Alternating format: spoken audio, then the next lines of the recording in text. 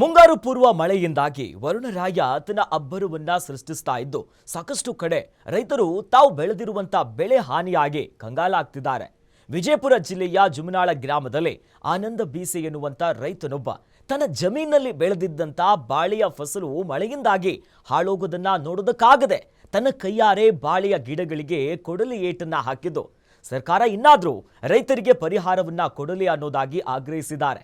ಈ ಬಗ್ಗೆ ನಮ್ಮ ವಿಜಯಪುರದ ಪ್ರತಿನಿಧಿ ದೀಪಕ್ ಶಿಂದೆ ನಡೆಸಿರುವಂತ ವಾಕ್ಥ್ರೂ ಇಲ್ಲಿದೆ, ಬನ್ನಿ ನೋಡೋಣ. ವಿಜಯಪುರದಲ್ಲಿ ಒಂದು ಕಡೆ ಮಳೆ ಬಂದರೆ ನೆರೆ ಬರುತ್ತೆ, ಇನ್ನೊಂದು ಕಡೆ ಮಳೆ ಬರದೇ ಇದ್ದರೆ ಬರ ಬೀಳುತ್ತೆ. ಅಂಥ ಒಂದು ಪರಿಸ್ಥಿತಿಯಲ್ಲಿ ಇಲ್ಲಿನ ರೈತರು ಬದುಕನ್ನು ಕಳೀತಾ ಇದ್ದಾರೆ. ಅದರಲ್ಲೂ ಕೂಡ ಬಾಳೆ ಒಂದು ಬದುಕನ್ನು ಕೊಡ್ತದೆ, ಬೆಳಕಾಗಿ ನಿಲ್ತದೆ ಅನ್ನುವಂಥ ಮಾತುಗಳು ಕೇಳಿಬರ್ತದೆ. ಆದರೆ ದೃಶ್ಯಗಳಲ್ಲಿ ನೋಡ್ತಾ ಇರೋ ಹಾಗೆ ಏನು 1 ಎಕರೆಯಲ್ಲಿ ಸುಮಾರು ಬಾಳೆಹಣ್ಣಿನ ಬೆಳೆಯನ್ನು ಬೆಳೆದಿದ್ರು.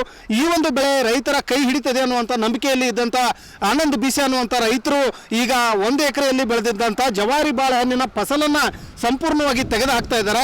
ಬನ್ನಿ ಈ ಬಗ್ಗೆ ನಮ್ಮ ಜೊತೆಗೆ ಮಾತನಾಡೋದಕ್ಕೆ ಇಲ್ಲಿನ ಒಬ್ಬರು ರೈತರು ಆನಂದ್ ಬೀಸೆ ಅವರು ನಮ್ಮ ಜೊತೆ ಇದ್ದಾರೆ. ಏನೆಲ್ಲ ಆಗಿದೆ ಇಲ್ಲಿನ ಪರಿಸ್ಥಿತಿ ಅನ್ನುವಂಥದ್ದನ್ನು ಅವ್ರನ್ನೇ ಕೇಳೋಣ. ಆನಂದ್ ಅವರೇ, ಏನು ಸಮಸ್ಯೆ ಆಗಿರೋದು? ಏನೀಗ ನೀವು ಬಾಳೆ ಗಿಡಗಳನ್ನ ಈಗ ಈ ರೀತಿ ಕೊಚ್ಚೆ ಹಾಕ್ತಾ ಇದ್ದೀರಿ, ಯಾಕೆ ಅಂತ? ಸರ್, ನಾವು ಇಷ್ಟು ದಿನ ಬೆಳೆಸ್ಬೇಕಂತೇಳಿ ಎಲ್ಲ ಖರ್ಚು ಮಾಡಿ ಇದು ಮಾಡಿದೇವ್ರಿ ಸರ್. ಯಾವುದೂ ಕೈ ಹಚ್ಚಲಿಲ್ಲ ಸರ್. ಅಧಿಕಾರಿದವ್ರಿಗೆ ಒಟ್ಟರಿಗೆ ಹೇಳಿದವ್ರಿ, ಬರ್ಲಾಕ್ ತಯಾರಿಲ್ಲ ಸರ್. ಏನು ಮಾಡಿದ್ರು ಲಾಸ್ ಆಗಿಬಿಟ್ಟದೆ ಸರ್. ಒಟ್ಟು ಪರಿಹಾರ ಕೊಡ್ತಾರ ಅಂತೇಳಿ ಅಧಿಕಾರಿ ಒಟ್ಟರು ಹೇಳಿದ್ರು, ಯಾರೂ ಬರಲಿಲ್ಲ ಸರ್.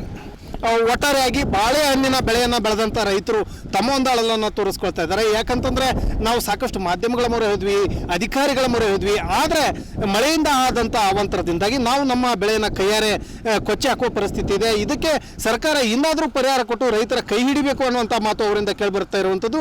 ಗ್ಯಾರಂಟಿ ನ್ಯೂಸ್ಗಾಗಿ ದೀಪಕ್ ಶಿಂದೆ, ವಿಜಯಪುರ.